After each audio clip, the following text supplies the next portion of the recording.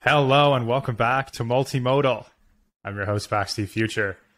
Today we have a very special podcast. This is my first video podcast. We've never done this before, so I'm really excited. And also we have a very special guest. Okay, we have Sandra Kublik. She's an entrepreneur, YouTube creator, community organizer. She's very active in the community. You know, she's thrown events, she's mentored people. And she's also created very, very good resources on YouTube for people to learn more about GPT-3, learn more about DALL-E, and no matter what skill level they're at, whether they're, very heavy developers, whether they're startup people. And so it is my pleasure to have Sandra here today. Sandra, why don't you introduce yourself? Hey there. Hello, everyone. Hello, Bugs. Thank you so much for having me. I'm so thrilled to be able to join you here. I think what you are doing with multimodal discourse for over a year now, I guess, is really exciting. And so yeah, happy to join the pack. A little bit about myself. Your introduction was very kind. I'm, I guess, a very curious person, just that asks a lot of questions once she approaches something of interest, and that's the case with GPT-3, with DALL-E as well, with many of the recent AI advancements, and the most exciting ones by far, in my opinion, come from OpenAI. So that's how I kind of ended up diving deeper into it. That's awesome. Yeah, I definitely think OpenAI is a leader. There's definitely something about them which is really compelling and pioneering. And so you and I both, we do spend a lot of time just interacting with OpenAI, and probably for good reason, right?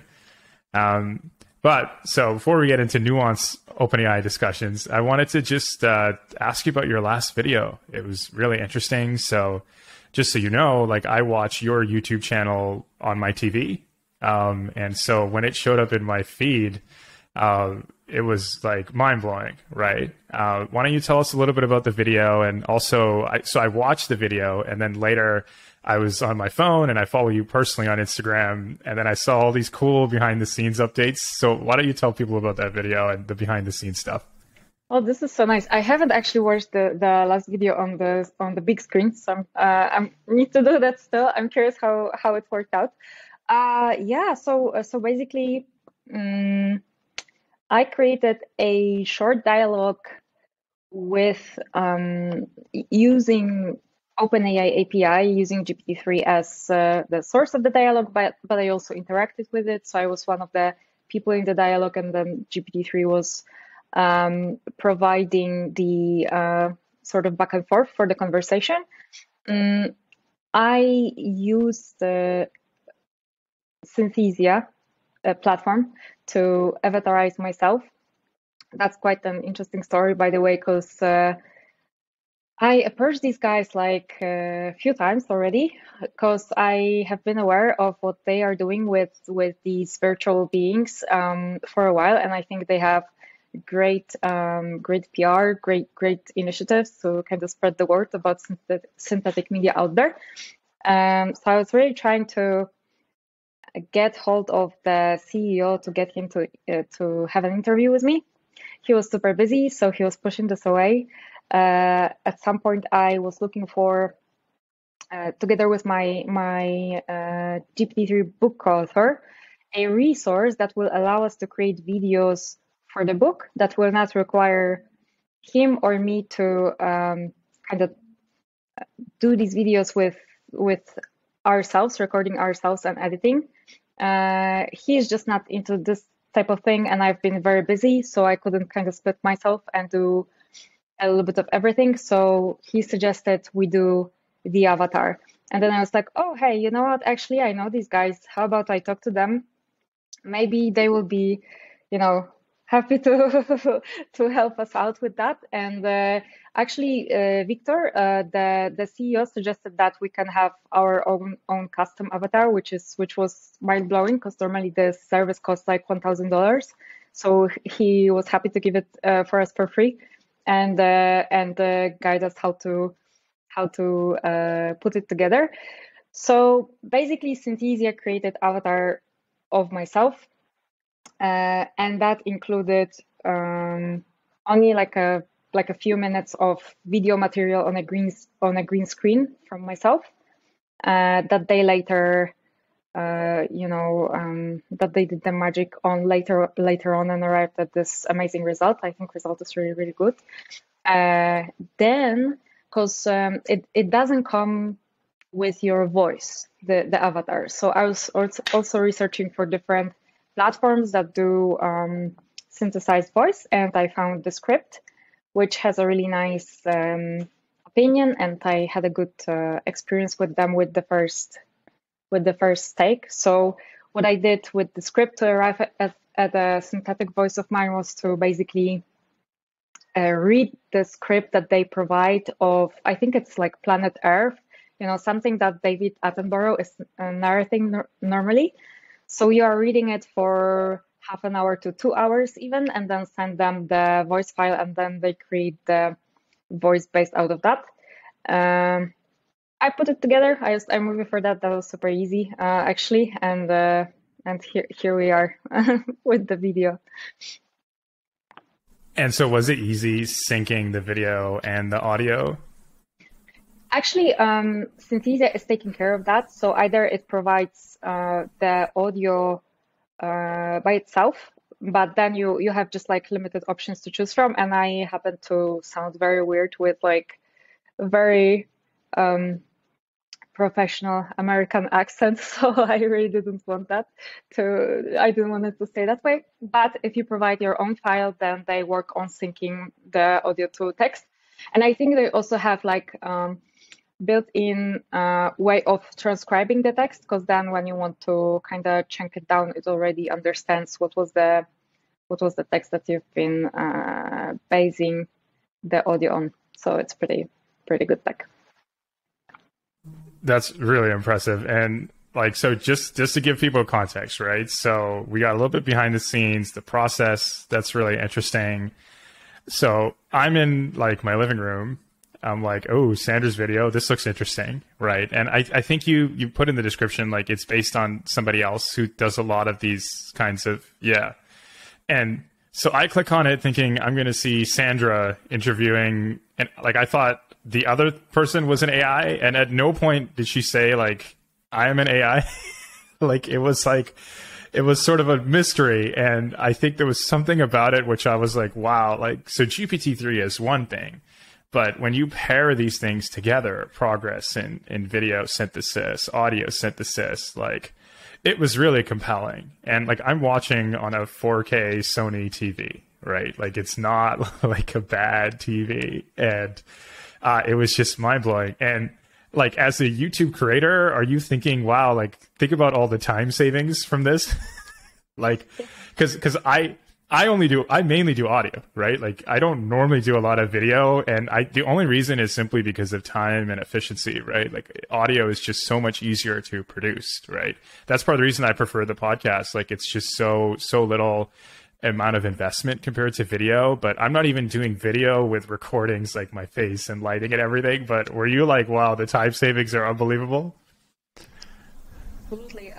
Like for me, it's just one of the another great toolboxes that I just got hold of, and I already start thinking about other things that I can do with that tech, and I have another episode coming, and which is another experiment, a little bit different than this one. So I'm always super thrilled to see how people are reacting. It makes me very happy to see that you were kind of puzzled by it. Like it wasn't obvious that I was supposed to, it was supposed to be a human, and it turned out to be an avatar. So that's really cool. That's nice. I was properly fooled, right? And like you and I have had like a few conversations. Like I would classify you as someone I know, right? So it's one thing that I'm fooled. Someone I know. I tend to know about the latest AI stuff, and even I was fooled. Like there's so many levels to this. And on top of that, like I not only make YouTube videos, I watch a lot of YouTube videos like really intensely. Like, so your stuff, like especially like one of your videos on DALL-E, the research paper, I like was very intensely watching that. So I think there was also something about the last video with the avatar and just my intensity of watching it that it was still like I'm glued to the screen like, wow, this is a really interesting conversation. And it was like, oh, that's not her.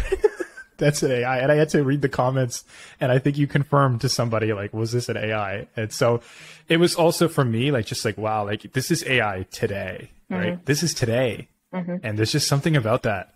It's incredible. Anyways, thank you for making that. And, you know, on a philosophical level, you know, it's very challenging besides even the discussion.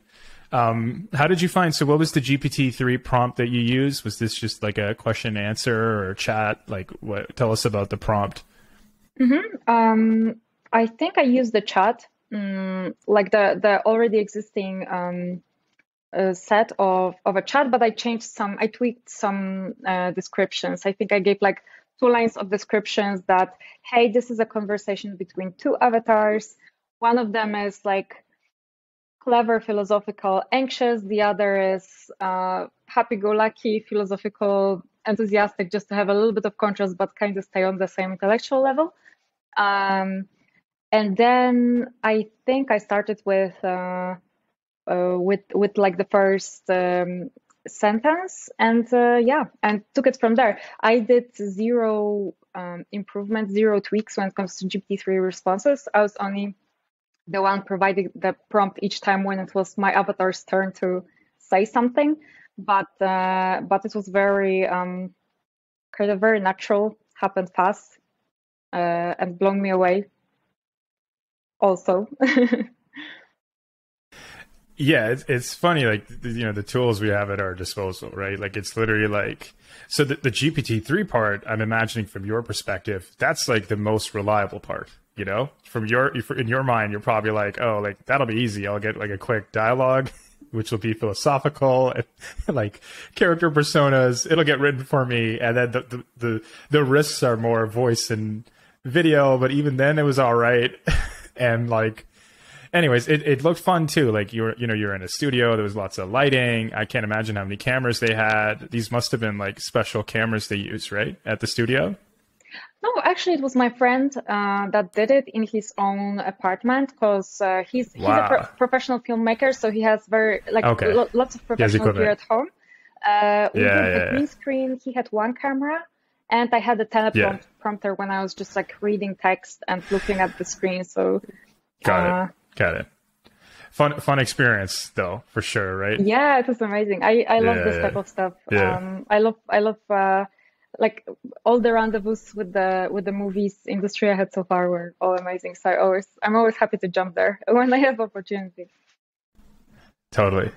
So let's backtrack a bit. So you used GPT-3 for this video. I'm sure you've used GPT-3 for many of your videos. What got you into GPT-3 in the first place? When did you first hear about it? So I think what got me in there was generally the curiosity about the advancements in AI. I'm not a trained AI professional. I studied philosophy and literature, but I was following advancements in AI very closely.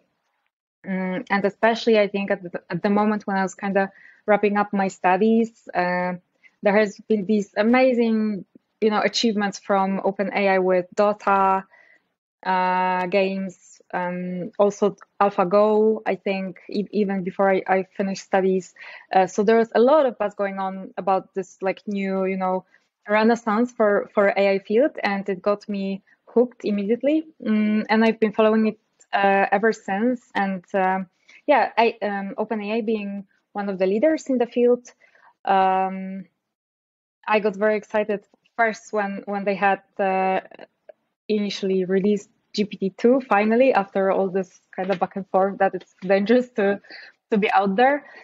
I was looking at others. At that point, I was too shy, I think, to put my fingers on it, but I was looking at other people experiments with it.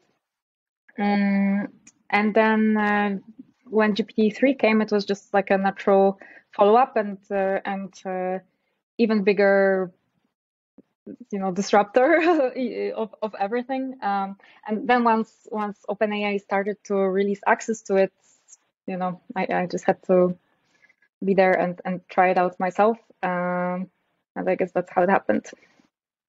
Do you remember like your first experience with GPT-3 that, really made you feel like, wow, this is on another level, or AI is getting, really very real, or something of that sort? Do you remember? I remember watching demos initially of early demos of GPT-3 that was done, for example, by Bram Adams that I recently talked to about, where he was able to generate poetry with it. Something that was just like out of the spectrum of my understanding of what AI can do with text. So, and there were a couple of others that just showed, that this is completely new type of animal, that it mastered way more narratives than we are used to when it comes to interaction with AI, and as a result, the interaction with it is all the more interesting. So yeah, I mean, I wouldn't say there was like one particular moment when I was completely blown away, but there were all these like bits and pieces of information about it that made me realize that this is something on another level. Yes, and so poetry was one of those use cases. Do you think your background in literature and philosophy, maybe is there something there that, especially too, like GPT-3 is a language model, right? Is there something about language that has always interested you? Absolutely. I initially wanted to be a writer as a career, as a professional. So I was always drawn to language and playing with language and creative narratives and looking at how others do it. So, having experience with model being able to do it on its own made me think, for example, made me question, to put it in grander terms, what is intelligence and what do we call intelligence? So if some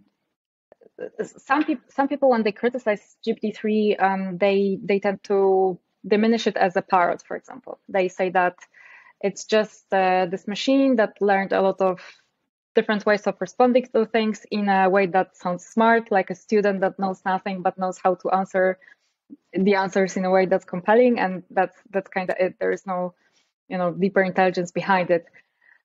But then you start to think like whether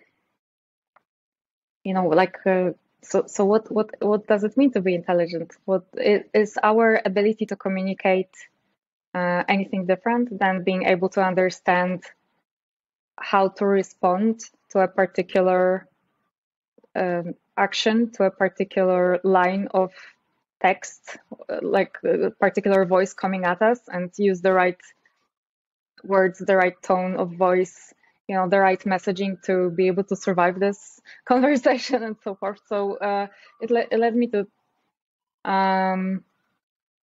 think about that. I mean, intelligence itself, huge topic, huge philosophical topic there. I don't think there will be any conclusive answers ever, because it's always deeply embedded in the way we use notions and in the way we, in our mind maps that keep changing with centuries. But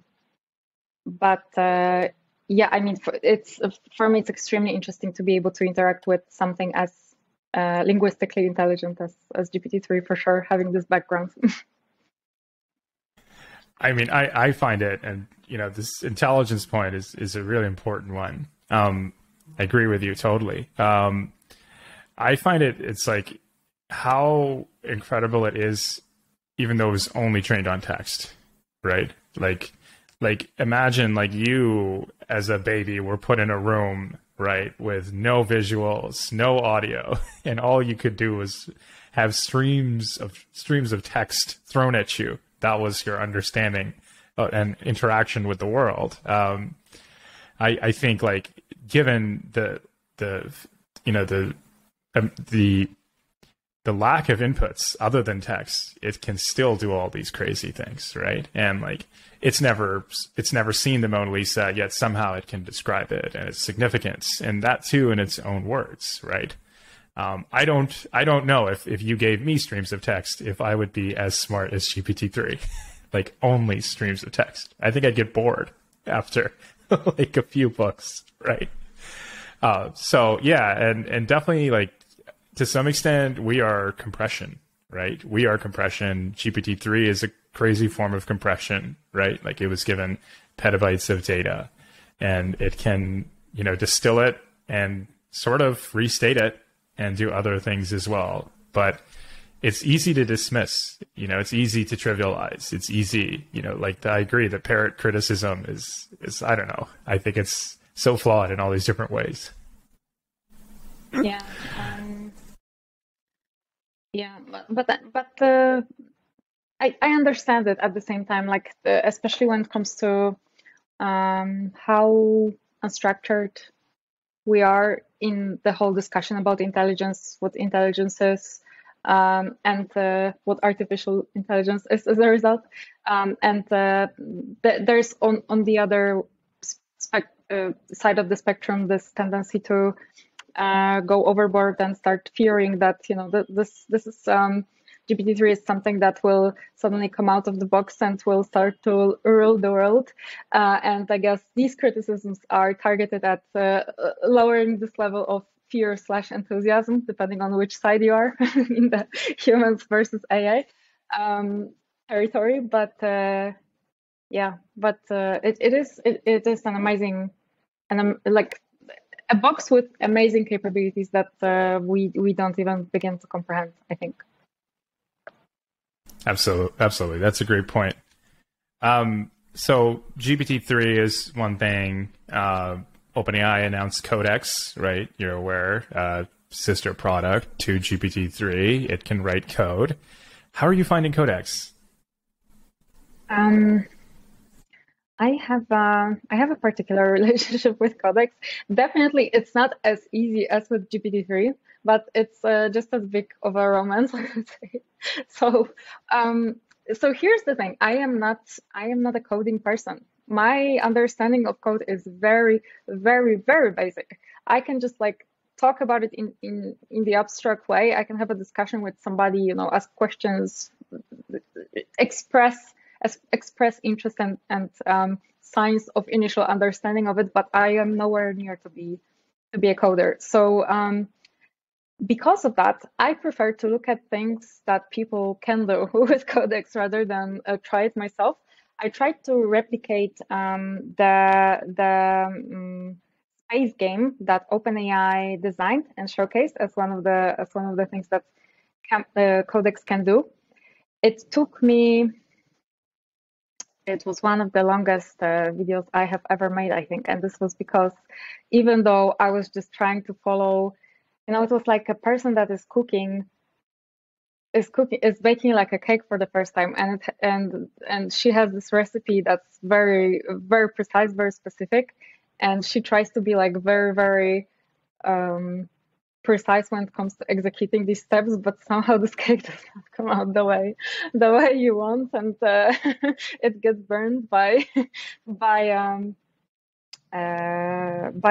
some sort of errors that you don't even begin to understand. So that was my experience. I was trying multiple times to replicate it with a little bit different narrative that I just found more fun.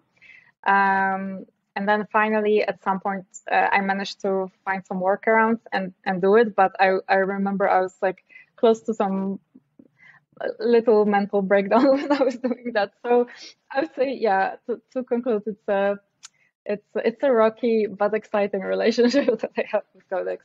But yeah, like a little bit more serious. I think it opens doors immensely. Like what I see people already start doing with Codex.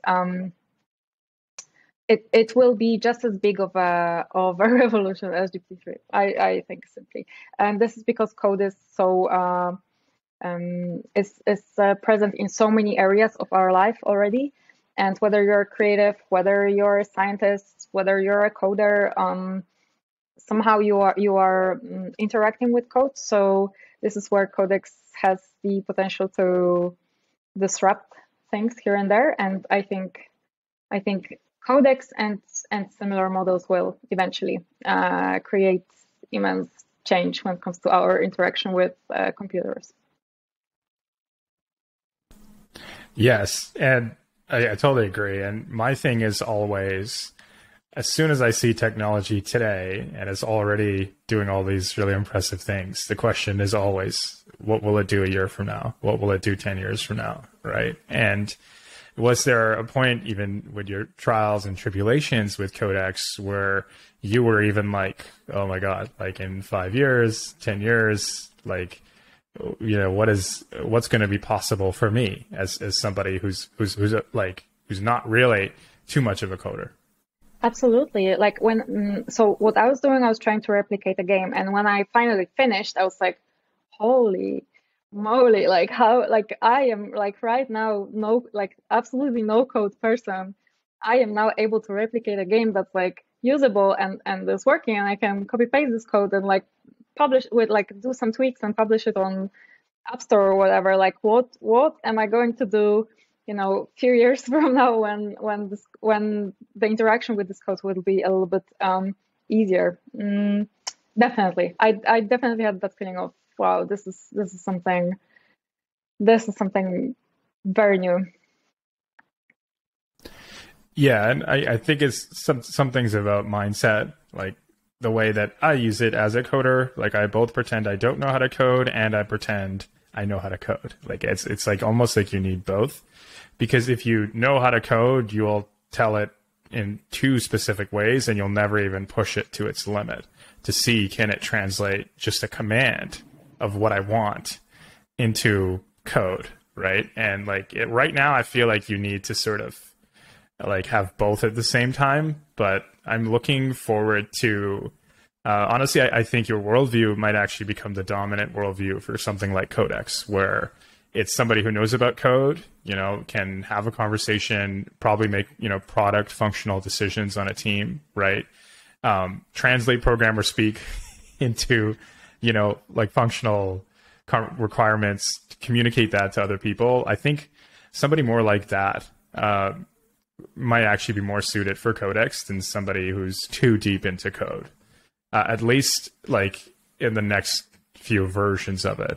And like on one hand too, like I'm even like, so many people like put their kids into coding. Coding is the future. You have to learn coding. There's all these like political discussions, we should teach the coal miners coding and they should be social media managers. And like I see something like Codex and I'm no longer sure like what is the go-to career that is, progressive, keeps with the times, and also pays well and provides some security, right? But I just think with your perspective, I can see that becoming the more dominant perspective if you really want to leverage Codex. Yeah, I think like when it comes to preparing for the future, it's such a tricky thing right now, because like when you see what can, like how the field can change within just 5 years, like AI, it's like you have no idea how it will look like in 5 years from now. It's just really hard to tell, and it's accelerating. So so it is tricky, but at the same time, I feel like I see immense value in understanding code, immense value in mastering the basics. I have immense respect for that. I just don't have, my brain is just not it's not its preference. Like I love languages. I love foreign languages. English is of my maternal tongue, so I was learning it. I was finding it fascinating and so forth.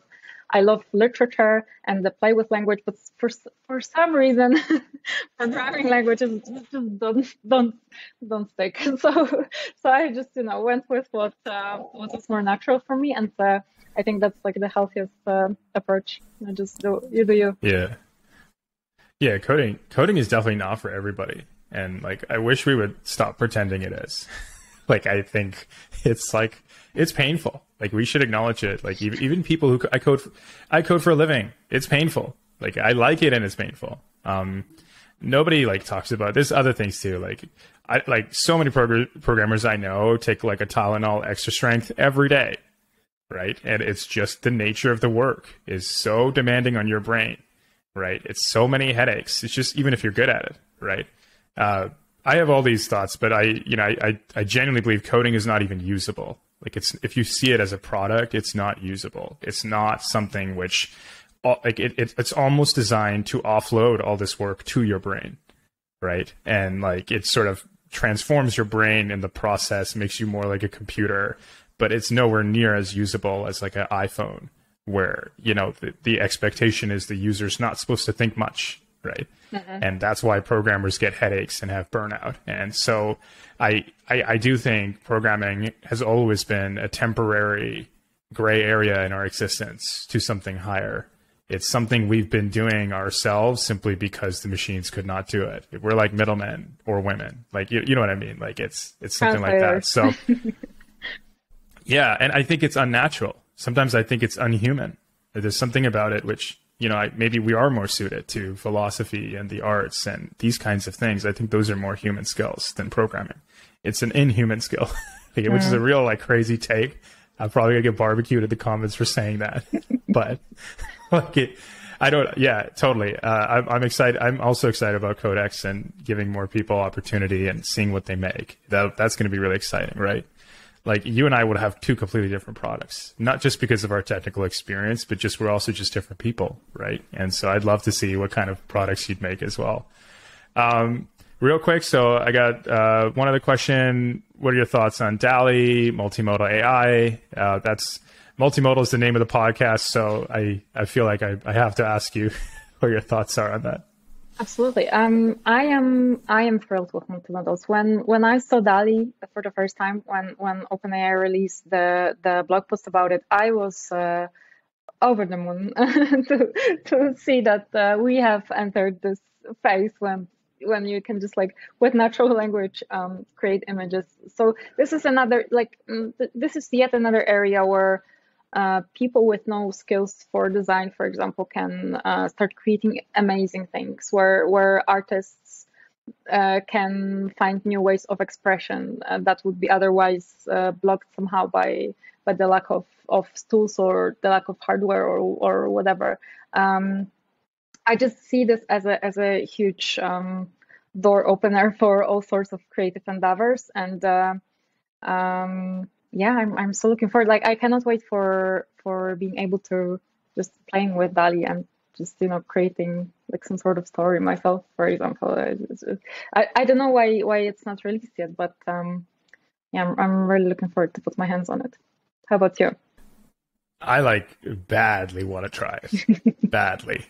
Like if OpenAI emailed me, called me, said, I'm already part of the early access program and stuff. If they reached out to me and said, we'll give you 5 minutes with DALL-E to try it. And like, you got to take if I got to take like a flight and then a connecting flight, try it in San Francisco, do all the COVID testing at 3 a.m. Like if they told me between 3 a.m. to 3:05 next Tuesday, you get 5 minutes to try it. Like I want to try it that bad. I'll do it. What did you like? What did you like? Absolutely want to like go out of your way to just even try it? Absolutely. Like I think whoever gets the DALL-E will start to rule the content world because like there are so many things you can do with it. Like I can just think of whole series or different types of design that. What's already being shown with DALL-E, I think it oftentimes just escapes human imagination. Like there are some sorts of connections that would be never made by humans, just because we don't do these types of connections in our brain because of the way we were brought up and the way we were raised, perhaps, and the way we connect senses. But it can, and gosh, like what else can be made with it? It's just like sometimes it feels like a trip when you look at different combinations with like zebra and Coke can and all these all these peculiar examples, but I think it's part of the fun. It's part of going literally outside of the box of human mind and testing all sorts of possibilities. I just I'm drawn to the idea that I'm thinking of something in my head, and then I use language, I use these words, and then I push a button, and it exists. Right? Like there's something about that which is like so crazy. And if I don't like it, just like GPT-3, the awesome part is I'll just click regenerate and it will do it again. Right. And obviously there will be some nice arbitrage for anyone who gets access to DALL-E early. Like I'm going to create like an Upwork profile. I'll be slinging logos, making like a cool $2,000 to $3,000 a day, just slinging assets, you know, and truly, and I mentioned this to you as well, like if I had 5 minutes with DALL-E to just try it, I would give at least half that time probably to somebody really young, somebody 6 years old, 10 years old. And I just think the joy that I would get, that's one thing, but the joy they would get and how much that would change their world and all the things they would come up with, that would be very enjoyable for me to watch and just be a part of and just share with somebody much younger than me. I'm excited to see what kids come up with DALL-E. And like I mentioned this to you before, and I also think too, like a lot of them will just like jump to airplanes, you know, like that's what I would do if I was like in grade 2 or something still. And they would just be like, I want to draw my grandmother. And like, I want to like, here's we went on a picnic today. And like, and just to see their reaction, like, I think as content creators, like probably a great series would just be watching kids use DALL-E and reacting to it. Like, I think that'd be like amazing content. It'd be such a such a fun, feel-good kind of content, and I think they will do things with DALL-E that we could have never dreamed of. Right? That they'll just take things because their imagination is completely free. Right? I agree. I totally agree. Yeah. So it sounds like you and I got to get together and strong arm OpenAI to sort of lift the veil a little bit and let us try it, whatever it takes. Yeah. Let's we'll sign whatever NDA is necessary. Whatever you want us to sign, whatever we need to do, let's do it. We're ready. Okay.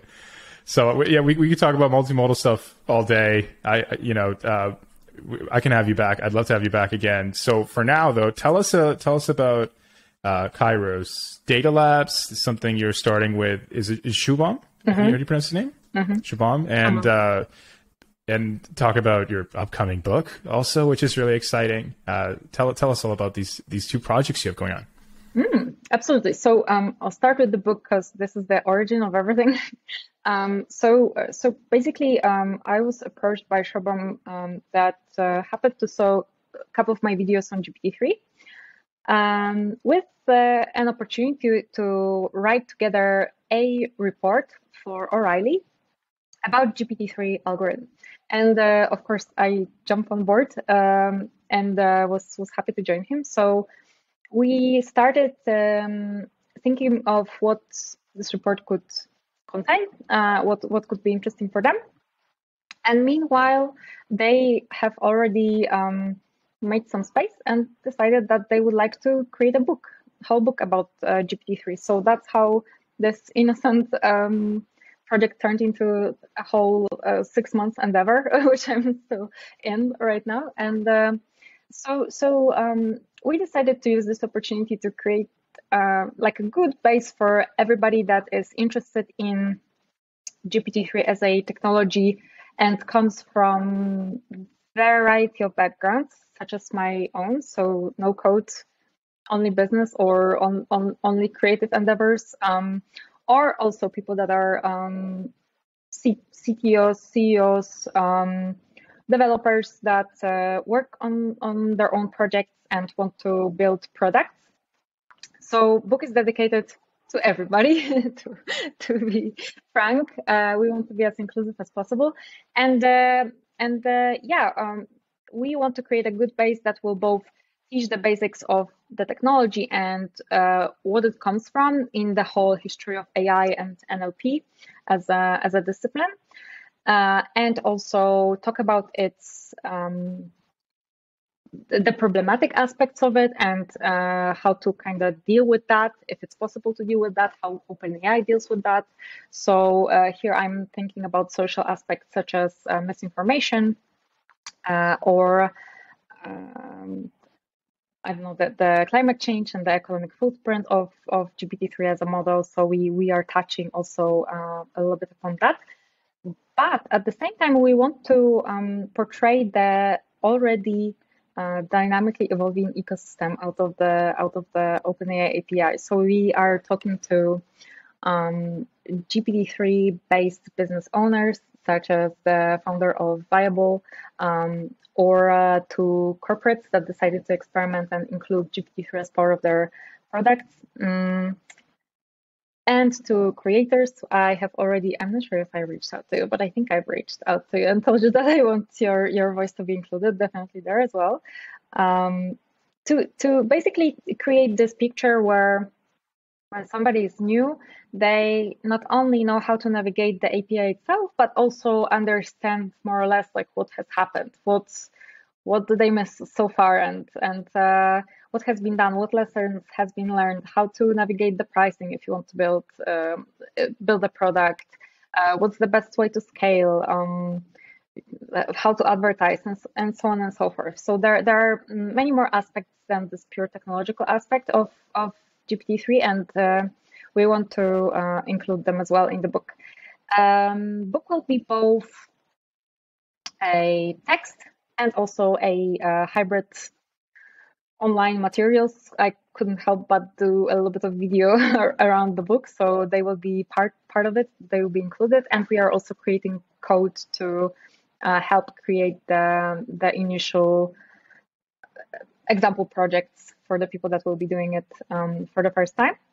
Yeah, we are kind of halfway through it when it comes to the writing of it, and we are aiming to publish beginning of next year. That's awesome. So I didn't know this. So it's not just technical, it's like very comprehensive. Like it's also like social, business, product. That's awesome.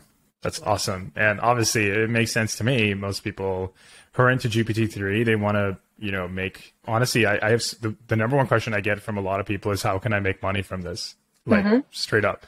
And it's not even how question. Can I build an app?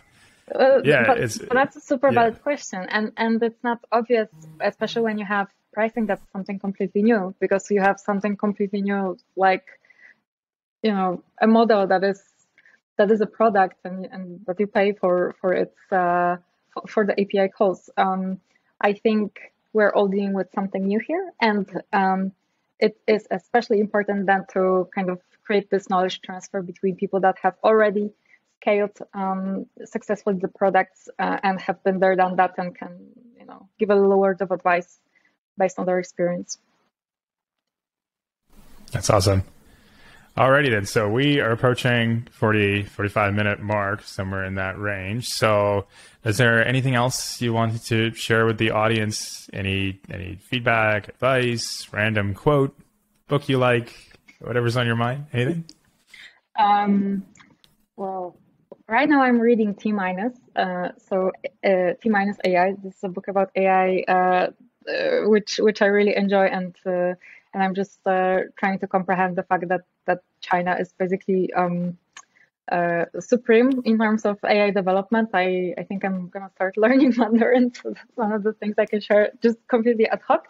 But other than that, I want to mention that if any of you would like to connect with me, I am happy to do so, to answer any of your questions about GPT-3, AI, avatars, whatever's on your mind, whatever you're curious about. You can just find me on LinkedIn or on YouTube channel, and I'll be happy to have a chat with you. Yes, and for updates on your book, updates on the labs, like is Twitter the best resource? Is there a website? I guess LinkedIn, Twitter would be the two best ways to find it. But also Kairos is actually, I haven't even mentioned Kairos. I forgot about it. But so to create this like umbrella of all the resources that will be created with the book and maybe with the future books, because we don't necessarily stop with just one book.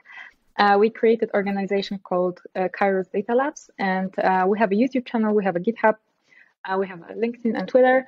And I guess when it comes to updates on the book, this is the best source of information.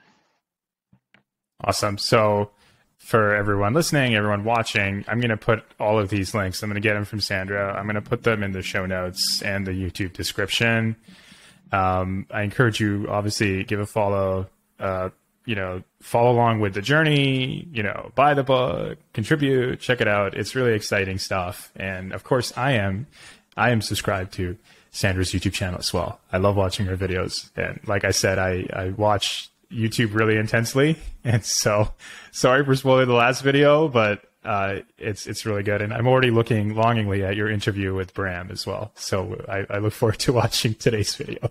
Okay, Sandra. That's awesome. Thank you so much. We're super sweet.